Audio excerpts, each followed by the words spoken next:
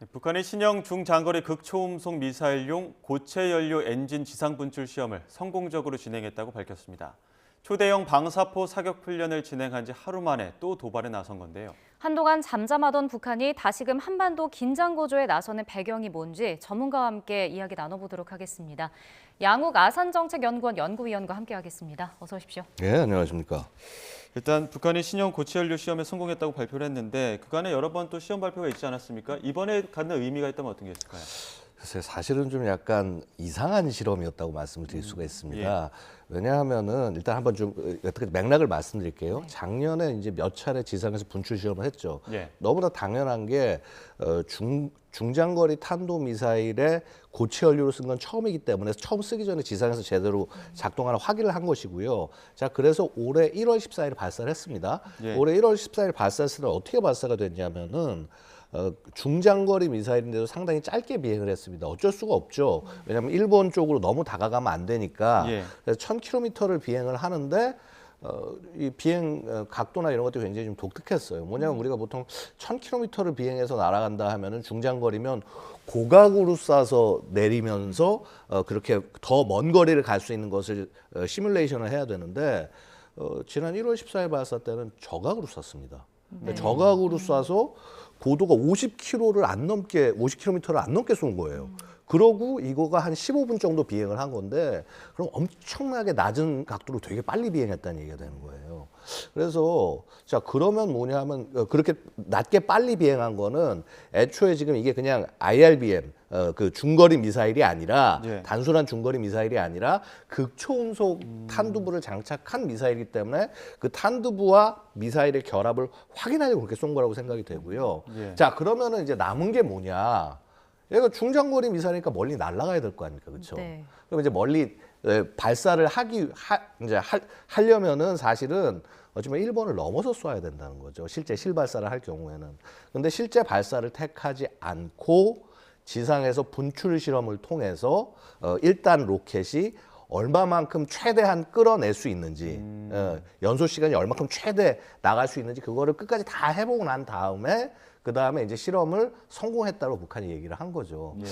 좀 독특하죠. 들어보시기도. 왜 그랬을까 궁금하지 않으십니까? 그러니까요. 아니 그냥 쏘면 되지. 왜 그러면은 이렇게 지상에서 굳이 번거롭게 분출을 해가지고 계산하고 그럼 여태까지 북한이 그런 식으로 실험을 해도 될 것들이 많은데 왜 굳이 이번은 이렇게 할 거냐 생각을 해보면 요즘 흐름과 흐름을 좀 읽으셔야 될 것이요.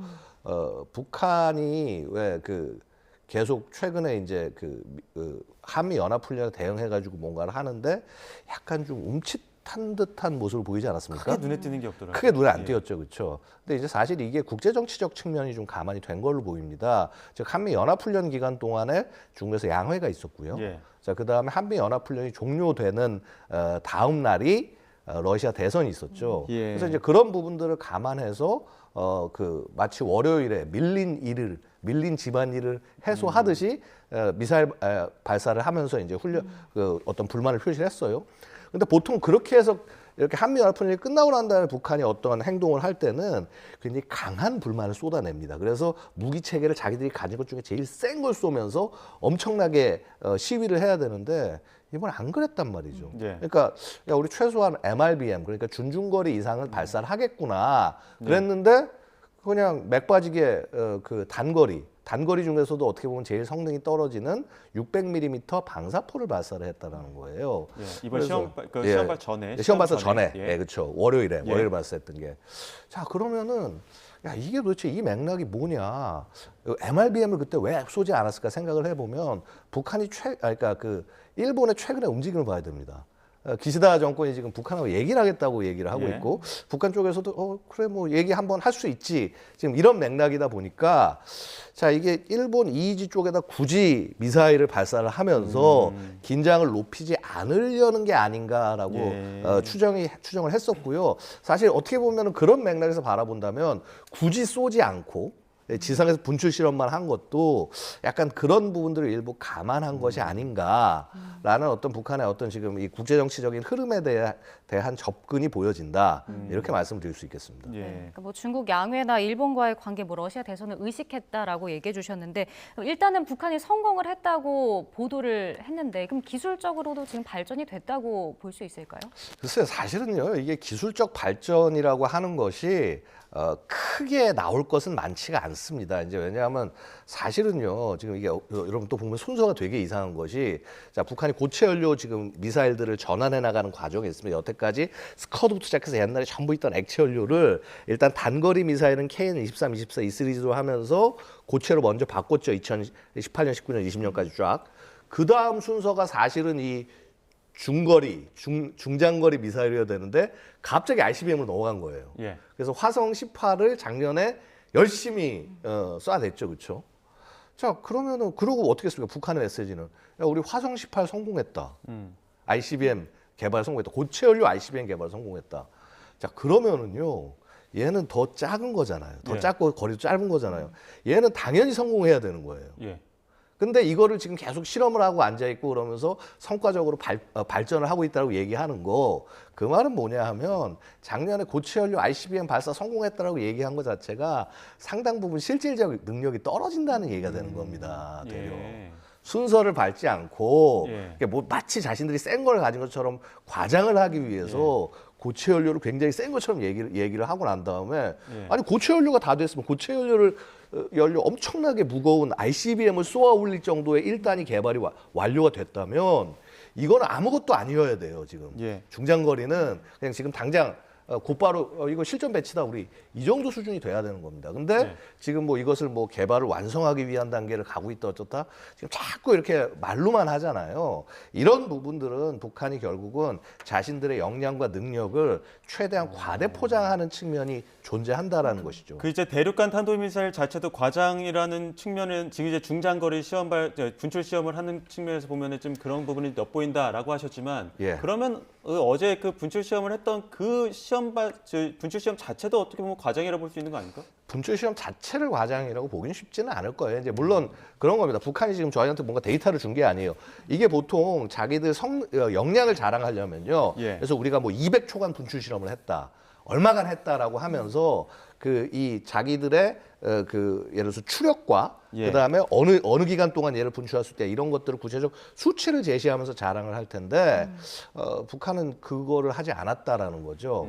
그래서 결국 그러니까 이런 겁니다. 되려 북한이 이 수치를 얘기할 때는 야 이거 북한이 지금 이 수준까지 갔어 싶을 정도로 너무 과장된 수치를 얘기하고 있고 그럼 막상 현실적으로 이거 됐을 것 같은 거를 받아보고 있으면은 저거는 또 수치를 정확히 얘기 안 한단 말이죠. 예. 그래서 이게 우리가 주의해야 될 게 우리 언론들도 굉장히 주의하셔야 될 게 북한이 저런 발표를 하고 하는 부분들이 상당 부분들 그간 자신들의 역량을 보여주려는 것도 있지만은 이런 과장과 정보전을 통해서 우리를 혼란에 빠지게 하려는 그런 성향도 분명히 있다. 그래서 우리가 이런 부분들을 굉장히 정확히 바라봐야 된다고 말씀드리겠습니다. 네. 이번에 이렇게 분출 시험을 했으면 다음에는 이걸 뭐 미사를 싣고 시험 발사를 한다라고 봐야 될까요? 어떨까요? 사실 그게 순서죠, 그렇죠? 왜냐하면 일단 처음에 뭔가 증명 안 된 거를 만들어 놨으면 이제 걔를 실험을 한 다음에 그 다음에 탑재해서 쏴 올린 거고. 근데 이제 그러면은 뭐라고 그럴까 전체 길이를 다 쏠 수 있다고 하면은 사실 전체 길이에 해당하는 거의 실거리 발사 수준으로 한번 발사를 해봐야 된다는 얘기인데. 네.